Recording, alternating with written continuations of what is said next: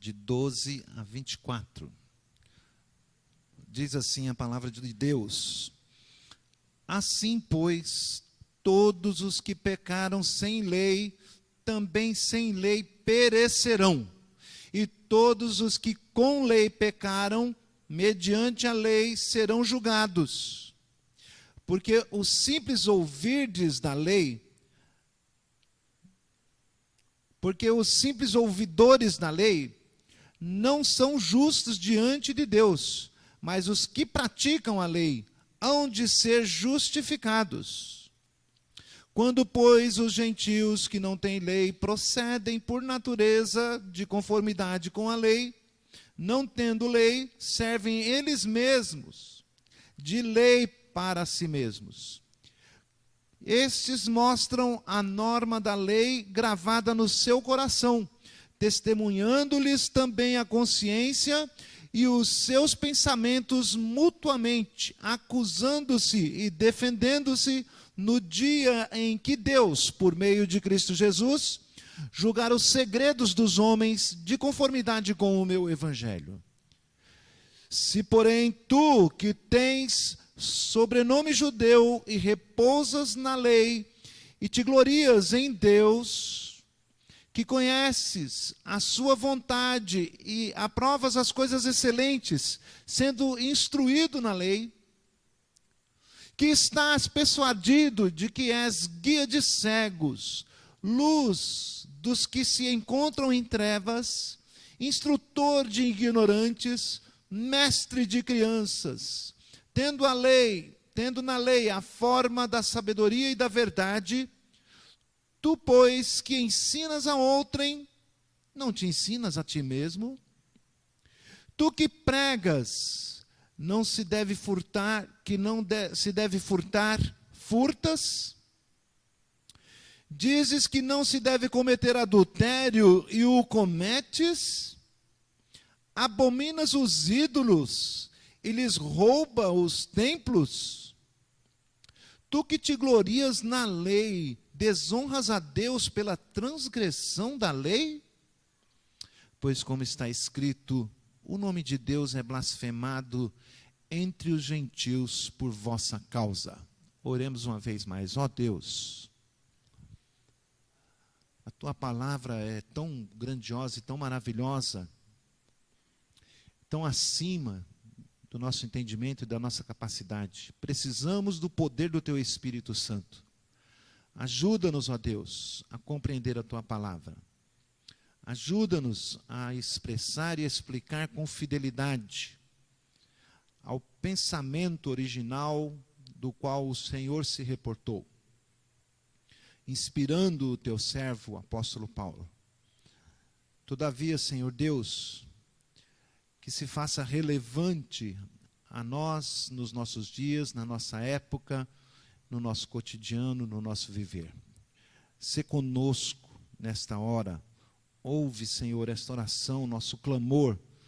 Queremos entendimento, queremos compreensão da tua vontade para as nossas vidas, em nome de Jesus. Amém. Queridos irmãos, nós fizemos a leitura então do versículo 12 até o 24, e na verdade a nossa mensagem vai se concentrar basicamente do versículo 17 até o 24. O que é dito então do versículo 12 até o 16, resumidamente, né? O versículo 16 vai fechar dizendo assim: no dia em que Deus, por meio de Cristo Jesus, julgar os segredos dos homens de conformidade com o meu evangelho.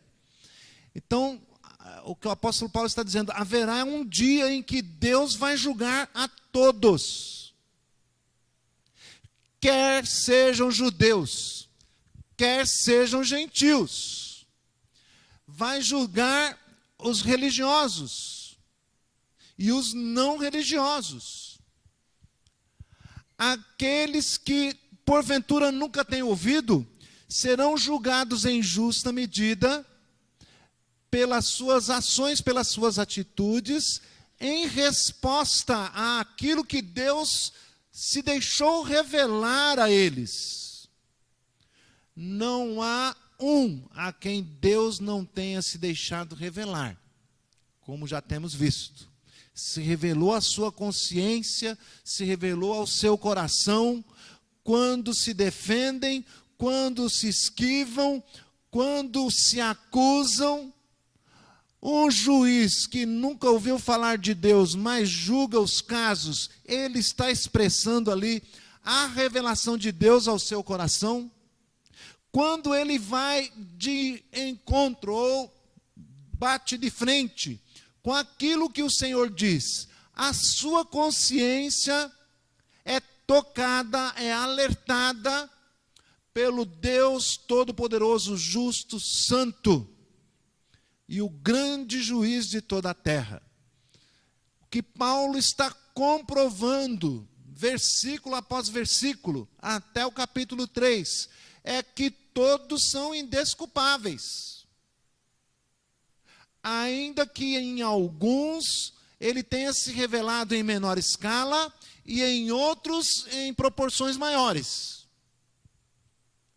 Mas ele volta agora o seu chamado, o seu raciocínio, a sua atenção aos irmãos judeus que estavam achando-se melhor que os outros por terem recebido alguns privilégios.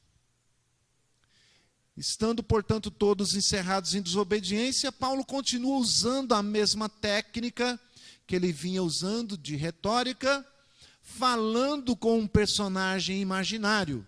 Desta feita, a personalização de um judeu, que simboliza aqui todo o povo de Deus. Os judeus simbolizam e eram a igreja no Antigo Testamento. Poucos gentios foram alcançados no período do Antigo Testamento. Pouquíssimos. Mas o Senhor já demonstrava que iria alcançar a todos eles. Em ti e no teu descendente serão abençoadas todas as nações da terra. Nós vimos o caso de Naamã, que foi alcançado por uma judiazinha que pregou para ele a respeito do único e verdadeiro Deus. Nós vimos o caso de Raabe, que ao ajudar os espias, depositou a sua confiança no Deus de Israel, também alcançada pela salvação do Senhor. Vimos Melquisedeque, vimos o sogro de Moisés, né? Então, alguns gentios já haviam sido alcançados, mas o propósito de Deus era que a sua palavra e o seu evangelho alcançasse todas as nações. E ele escolhe um povo, escolhe uma nação, para que esta fosse luz para os gentios. E é esta figura que Paulo está usando. E está diretamente relacionada a nós. Porque Deus também a nós tem se revelado de uma maneira muito especial. Tem nos dado a sua palavra. Tem nos dado um relacionamento. Tem nos dado este privilégio de estar o tempo todo falando, exortando, chamando. E a palavra tem sido pregada, mas o que o apóstolo Paulo está dizendo é realmente preocupante. Toda a igreja, como instituição, está tipificada neste personagem com quem ele está falando. Ele representa, na verdade, toda a igreja, todo o povo de Deus, toda Israel de Deus, que, por sinal, na próxima mensagem nós vamos ver quem é de fato a Israel de Deus. Mas institucionalmente está tipificada na nação de Israel, o povo de Deus, e na igreja de Deus, na igreja, institucionalmente falando, aqueles todos que têm um contato direto com a palavra de Deus, quase que cotidianamente ou dominicalmente, ainda que seja, mas tem tido uma revelação a mais do que homens e mulheres que distantes, com aversão e repúdia, nem sequer se achegam a um templo, a uma igreja, nem sequer buscam ao Senhor. A revelação a eles é diferente. e, portanto, inferior à que Deus tem demonstrado aos que frequentam os templos. A igreja visível, pelo menos, podemos assim chamar. Então o apóstolo Paulo vai fazer esta exortação a todos a quem o Senhor se revelou de forma especial e os equipou para um fim, para um propósito de proclamar ao gentil, de proclamar aos outros povos, de anunciar àqueles que ainda não conhecem. Mas será que nós, como igreja, temos cumprido esse propósito para o qual o Senhor tem nos chamado? Nos escolheu e nos equipou com este propósito? Este é então o tema, crianças, da nossa mensagem. Este é o tema da nossa mensagem. Deus nos chamou para sermos luz. Deus tem nos chamado para sermos luz para os outros povos, para os gentios. O povo de Deus, Deus se revela, se mostra, se apresenta de uma maneira extraordinária, diferenciada, com o propósito de nos salvar, de nos alcançar, mas que nós também sejamos luz para os gentios. Então este é o tema da nossa mensagem, repetindo para as crianças gravarem. Deus nos chamou para sermos luz. Assim, meus irmãos, a primeira coisa a se notar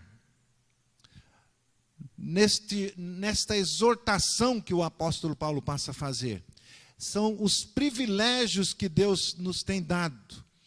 Então, é como se ele estivesse reafirmando ou cobrando da igreja, do povo de Deus, a conscientização, a consciência de que Deus tem nos chamado. E tu, ó homem, tu, ó igreja, tu, ó povo de Deus que tem recebido tantos privilégios, é a primeira coisa que o apóstolo Paulo nos chama a atenção. Os privilégios com que Deus tem se revelado a nós. Ele divide isto em duas partes, este privilégio. Esses privilégios, primeiro é falado à nossa consciência, a que nós mesmos reconheçamos, a que nós mesmos percebamos o que Deus tem feito e falado a nós. E em segundo lugar, ele nos chama a atenção para que tenhamos consciência do dever que Deus nos dá, tendo este conhecimento em mãos. Primeiramente, então, no versículo 17, diz então a palavra de Deus a nós, ao povo dele: tu, porém,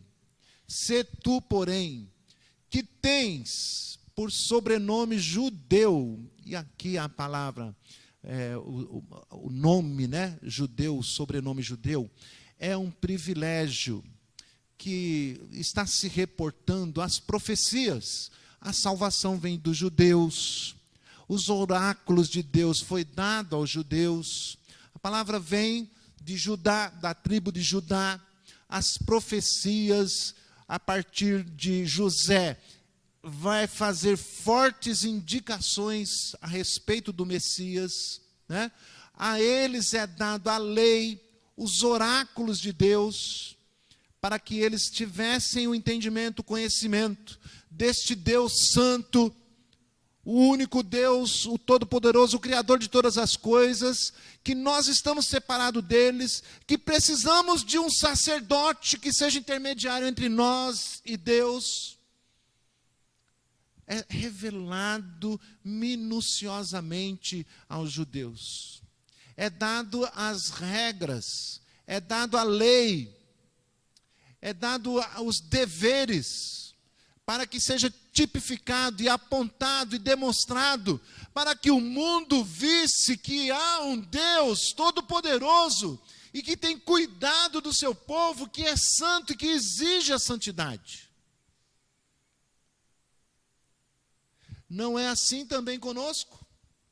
Quando Ele tem nos chamado, para que sejamos conscientes de que fazemos parte do povo de Deus, um povo santo, a quem Deus separou, a quem Deus chamou, para falar a respeito dos seus oráculos.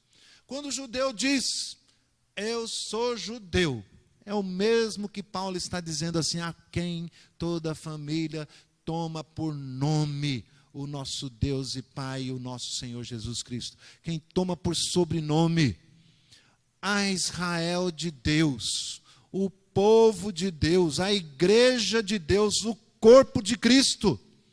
Devemos ter essa conscientização e falar disto com satisfação, com santo orgulho. Sim, eu sou parte do povo de Deus. E ele nos chama isto à consciência.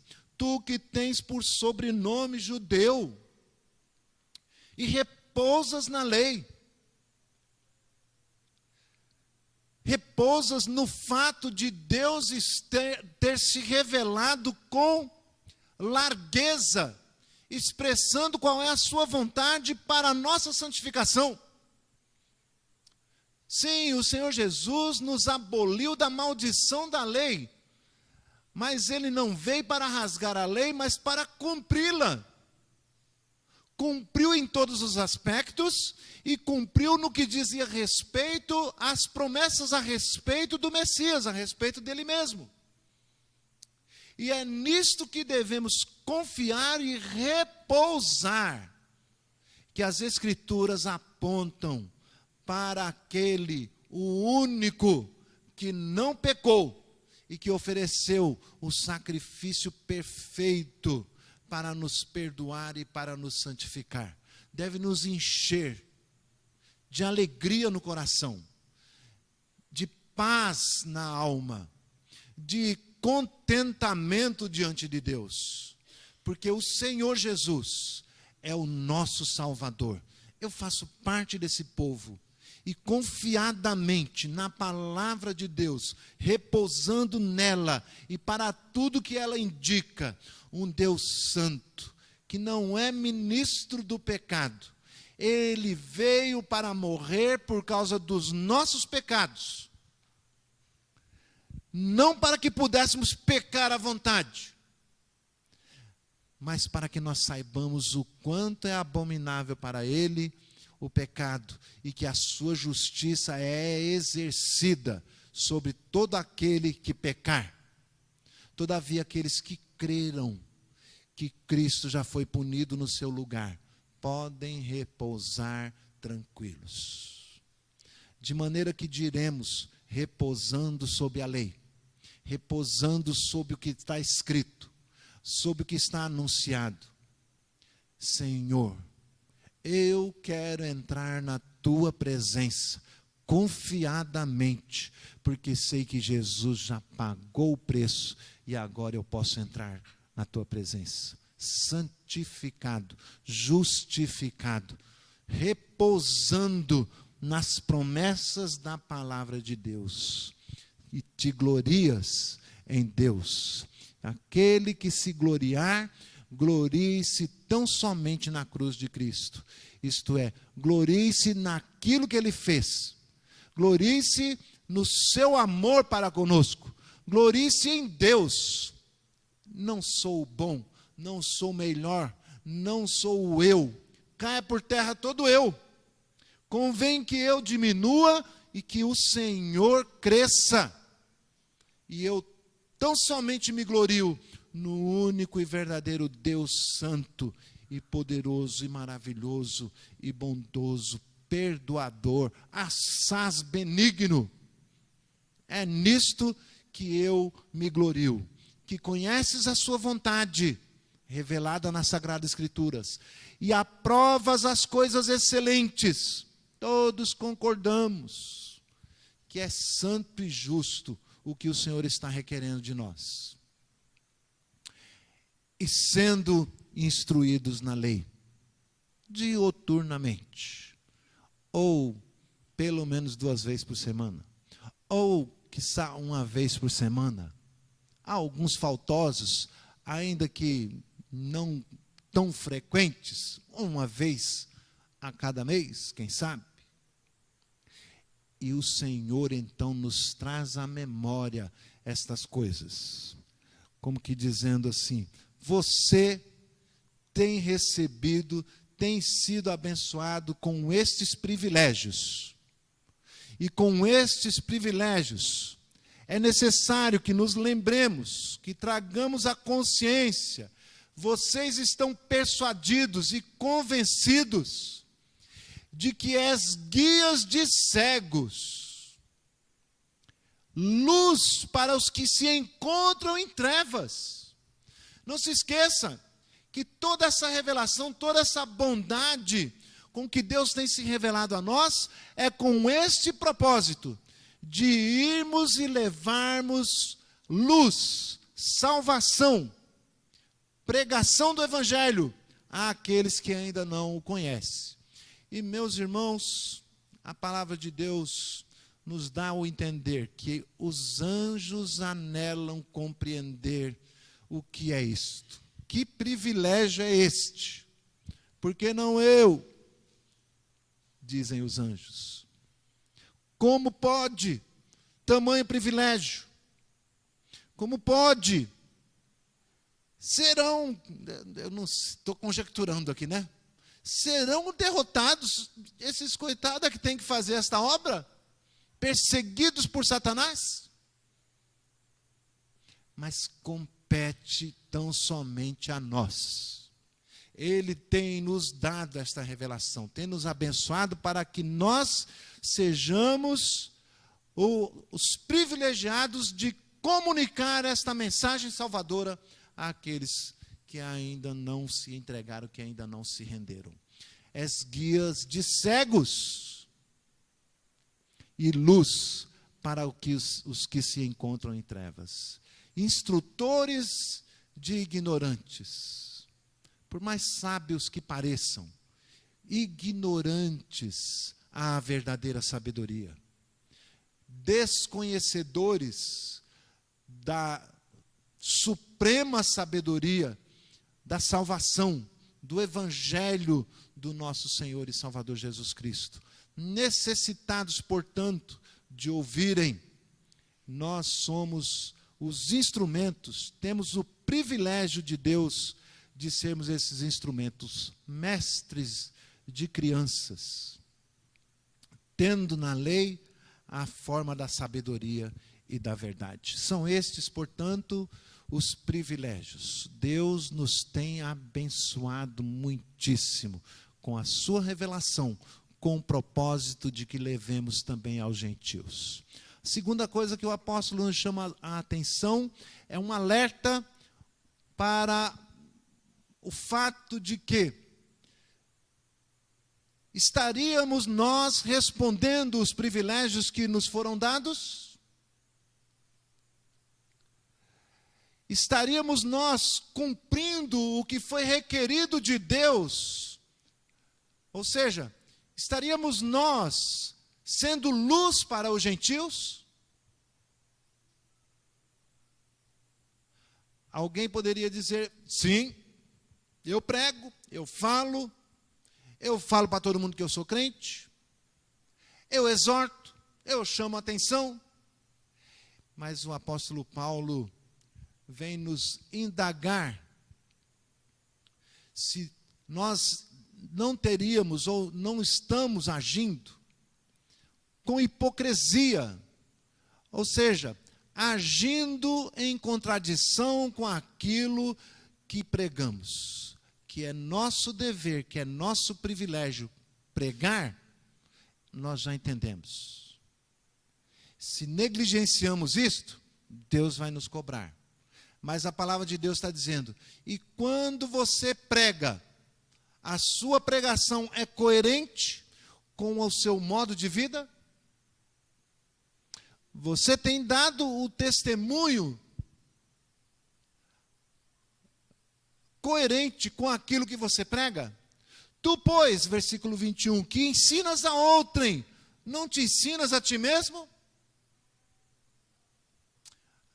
No seminário, quando a gente estava treinando, né, a homilética, os homens todos sabem o que é homilética, hein? Os homens estão aos sábados fazendo um curso de pregação, né? E aí nós estamos aprendendo esses termos. A exegese, que é o estudo da palavra, a hermenêutica, que é a interpretação, e a homilética, que é a arte de pregar, de falar em público, né? Então, havia uma recomendação no seminário, uma dica do professor, para desembaraçar, para se tornar mais fluente, pega o teu sermão e vai para frente do espelho e pregue para você mesmo. Exercite isso. Pregue para você mesmo. Aproveita e aprenda bem a lição. E aprenda bem a lição para poder você ensinar aquilo que você aprendeu. Tu que pregas a ti, tu que pregas a outrem, não te ensinas a ti mesmo? Interessante. Aquilo que o apóstolo Paulo está nos convidando a fazer, ou nos exortando a fazer. Não fica bem, não cabe a frase mundana que diz: faça o que eu mando, mas não faça o que eu faço. Eu não quero ser exemplo para ninguém. Estou dando ali qual é o caminho. Quer ir, vai. Não quer? Não é assim para o povo de Deus. O Senhor nos chamou, nos ensinou, se revelou a nós para que nós fôssemos aos gentios e pregássemos a eles coerentemente. Aquilo que ensinamos, devemos primeiro demonstrar que é o que fazemos. Faça o que eu digo, pois é o que também faço. É o que fica mais coerente para o crente. Tu que pregas que não deves furtar e furtas. O Santo Agostinho, nas Confissões, faz uma confissão lá que eu fico comovido toda vez que eu penso. Quando ele diz: ó Senhor meu Deus, vou parafrasear aqui, né? Eu não tenho de memória, de cabeça, as palavras exatas que são tão lindas e tão belas, mas a ideia é esta: Senhor meu Deus, perdoa-me. Como é que eu pude ser tão mau? Eu não estava com fome. Eu tenho frutas no meu quintal. Eu tenho abundância. Em tudo tu tens me abençoado. Mas eu, por uma vontade de pecar tremenda, vou pegar a fruta do outro lado do muro do vizinho. Meu Deus, por que eu faço isto? As confissões comoventes. Porque pegou uma fruta no quintal do vizinho. Entendendo a seriedade de não cumprir a lei do Senhor. Entendendo a seriedade de não ser autêntico quando for anunciar o evangelho, a pregação, a santidade. É necessário que nós tenhamos consciência. Tu que pregas que não deve furtar, furtas. 22. Dizes que não se deve cometer adultério e cometes. Vimos na história daquela mulher que foi levada para que Jesus a julgasse na frente de todos, porque estava cometendo adultério, pega em flagrante. E o que se dá a entender é que muitos dos que estavam ali adulteravam com ela e até com outras, mas estavam condenando aquela mulher. Hipócritas. Hipócritas é o que o Senhor Jesus lhes aponta. Não é?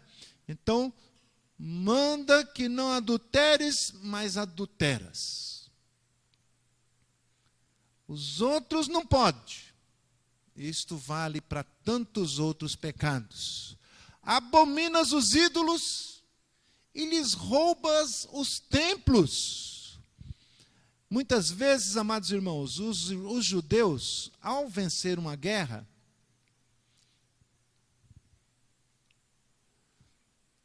iam buscar os despojos da guerra. E ao vencer uma nação ímpia, uma nação gentílica, que adorava outros deuses, tinha lá os seus altares, seus ídolos. E os ídolos, comumente, diferente da nossa geração, que está cada vez pior, os ídolos agora são gesso, são de plástico, é um absurdo. Uma carteirinha às vezes, né? Mas eles levavam com seriedade. O seu Deus tinha que ser pelo menos de ouro, né? E ao vencer uma guerra, eles iam invadir os templos e saqueavam os ídolos que lá estavam de ouro, de prata, e levavam. Né? Costume despojar. Mas tu que condenas a idolatria, vai lá e assalta os templos e rouba-lhes os ídolos, porque são de ouro. E os comerciantes? Os judeus têm fama de serem bons comerciantes. Fico imaginando aqui a cena. Para comprar um ídolo de ouro, ele obviamente desfazia daquilo. Tipo, como é que você vai adorar uma estatueta? Isso é um objeto, não pode ser Deus, é um ídolo, não vale mais que R$10. Aí na hora de vender, que argumento será que ele usaria? Chegando a extrapolar, valorizando por ser ali uma entidade, para lucrar, abusando da fé. Feito muitos que temos visto hoje nos nossos dias, nos templos e nas igrejas, saqueando a fé eu ia dizer inocentes, segurei, não disse. Não é inocente, mas eles estão querendo enganar-se, e estão querendo prevalecer, levar vantagem, né? Então são enganados pelo seu próprio desejo, pela sua própria cobiça. Enganados, e a sua fé é comercializada e abusada, e assim segue. Então, tu que condenas a idolatria, por que vai ensinar que se idolatre o único Deus, fazendo dele um Deus menor, como se pudesse, dê ordens, determina, manda? É uma idolatria do único e verdadeiro Deus. Tu que condenas a idolatria, roubas os templos.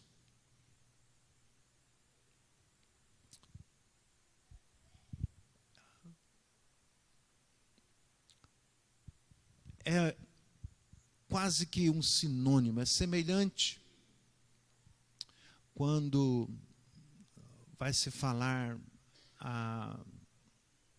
ao rei Saul, que o pecado da rebelião é semelhante ao da feitiçaria. O que ele está querendo dizer com isso? É a mesma coisa. Você errou em um, errou no outro. Não foi errinho e um outro errão. Ambos são condenáveis, são abomináveis. Tanto a idolatria quanto o roubo. Tanto a rebelião, a desobediência, quanto a feitiçaria. São tudo farinha, no mesmo saco. Tudo é pecado. E quem desobedecer um deles, já está condenado. Já não há um justo, já não há quem faça o bem, já não há quem busque. Estão todos condenados. E vocês, o povo de Deus, que receberam tão grande revelação, tão grande amor expresso, com uma missão de pregar o Evangelho, tem caído, tem tropeçado na incoerência, pregando uma coisa e fazendo o contrário, pregando pureza e sendo sujo, impuro, revela um caráter que, pregando contra a idolatria, revela ser um idólatra. Quando saqueia os templos. Prega contra a idolatria, mas ama o dinheiro. O amor ao dinheiro é a raiz de todos os males. Quem serve ao dinheiro serve a Mamon. Quando se prega contra a idolatria, mas ama o dinheiro, revela que estava à venda e ele então, Mamon, pagou o preço. Deu a você o que você pediu e às vezes é um preço ridículo. Vende a sua fé, a sua fidelidade por uma bobagem qualquer. Cai da graça, cai da presença. Está no meio do povo de Deus, mas não é do seu povo. Semelhantemente, o que aconteceu com Esaú, quando a palavra de Deus nos diz lá em Hebreus, fiquem atentos, diligentemente. Hebreus 12, versículos 15 e 16.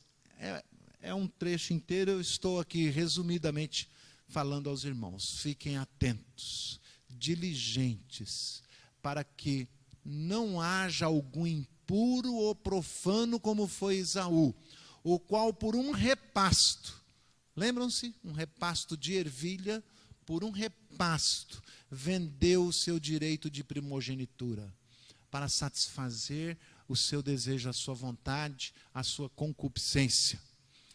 Tu, que te glorias na lei, desonras a Deus pela transgressão da lei? O apóstolo Paulo então passa a fazer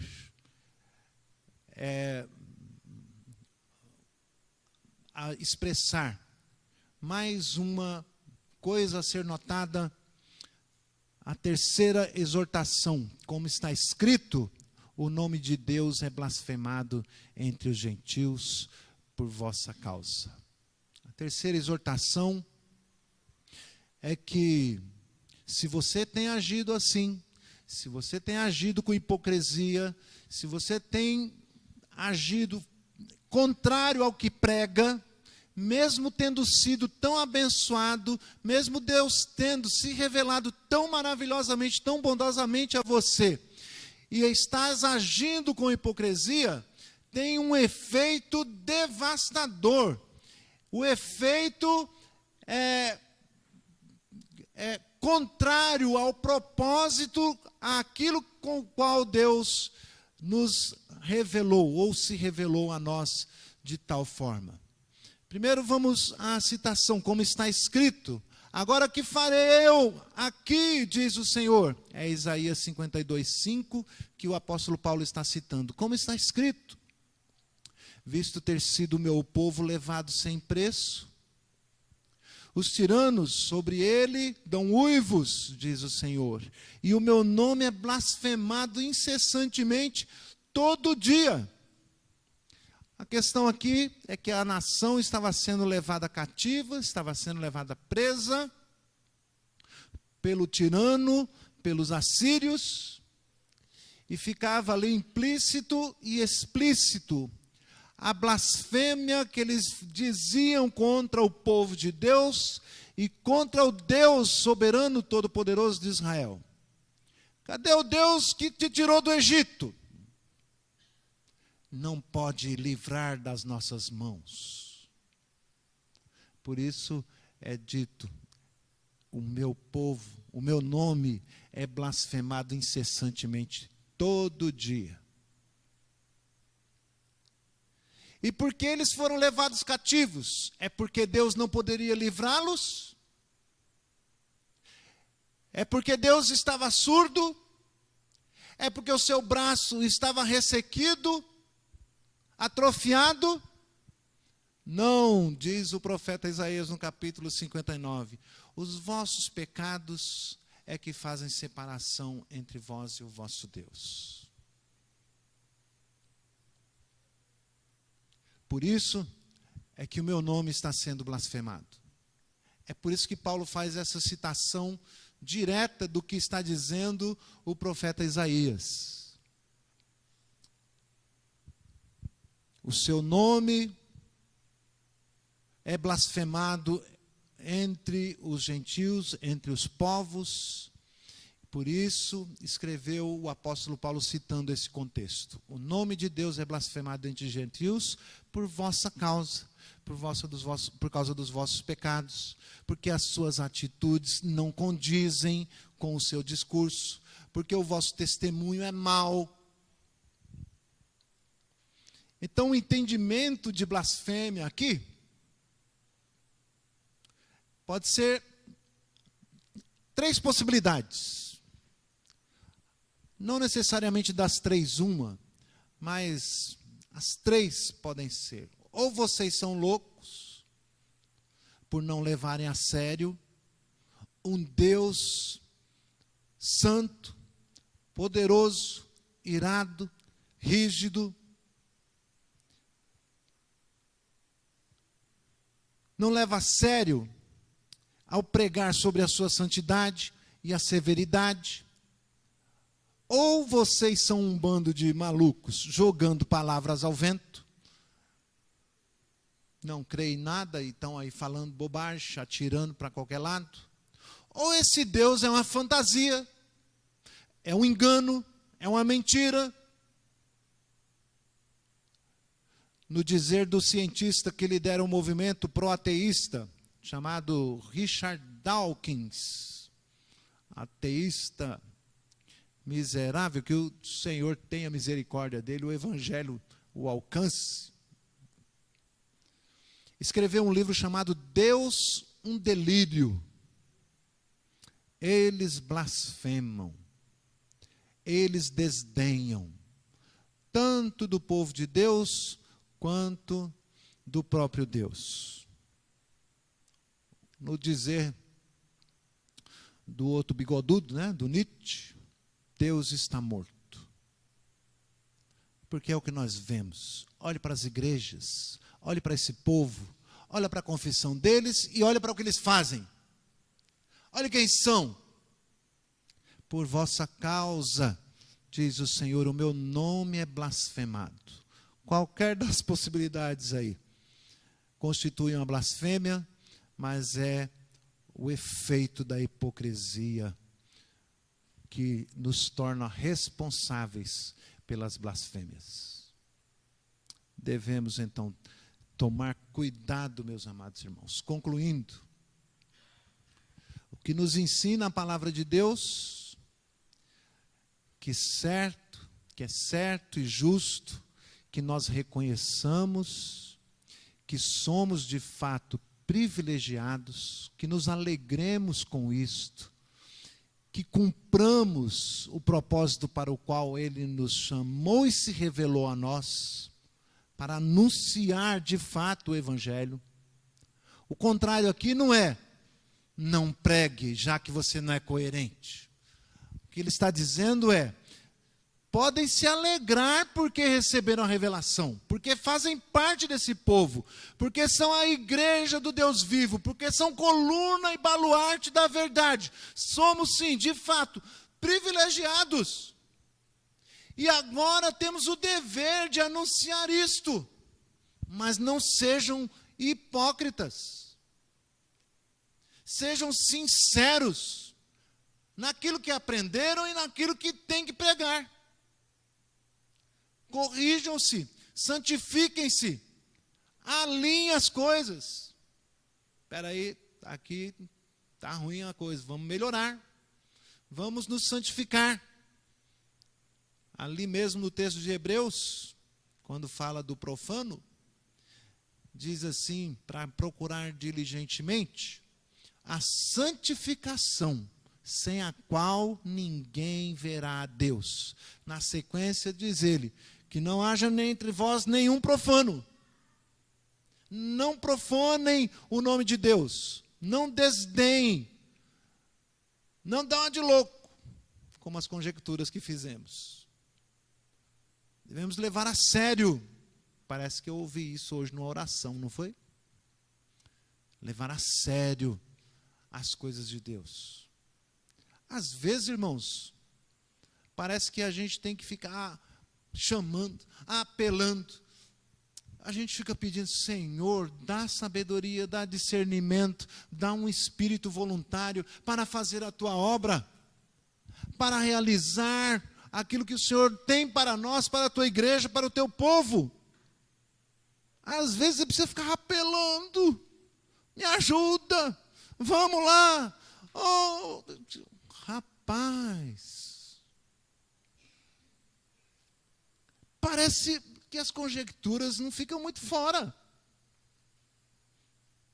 Era para, na expressão de uma necessidade, um breve comentário, todos nós deveríamos estar atentos.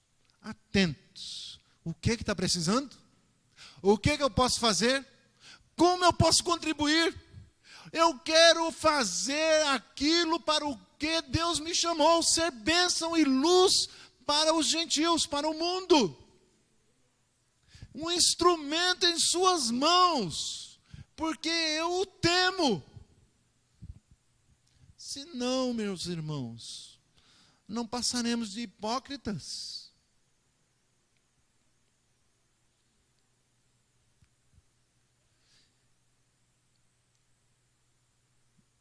E a hipocrisia causa esse terrível efeito contrário ao propósito de Deus para com as nossas vidas. Ele nos chamou para sermos luz para os gentios, para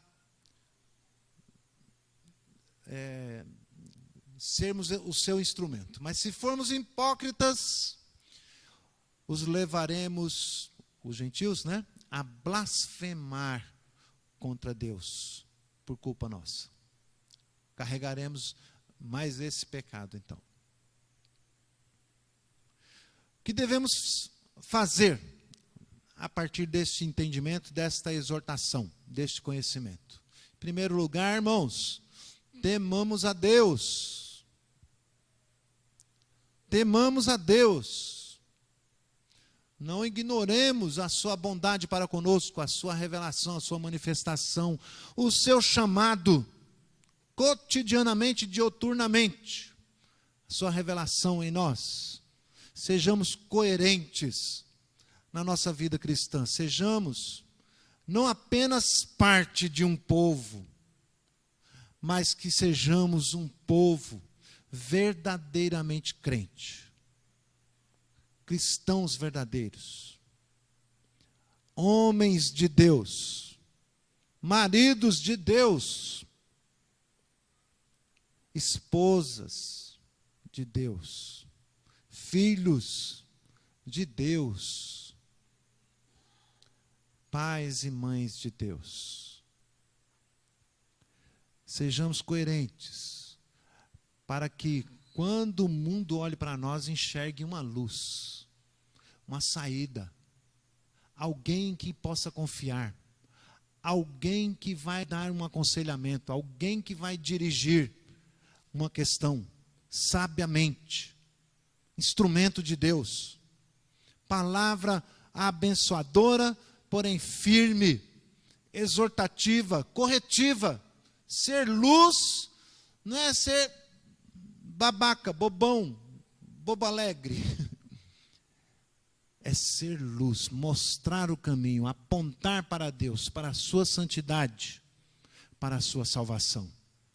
Nós devemos fazer isto com todo amor, mas com toda firmeza. Dar testemunho do amor, da bondade e da severidade de Deus. Expressemos na nossa vida o seu amor, a sua graça e a sua bondade.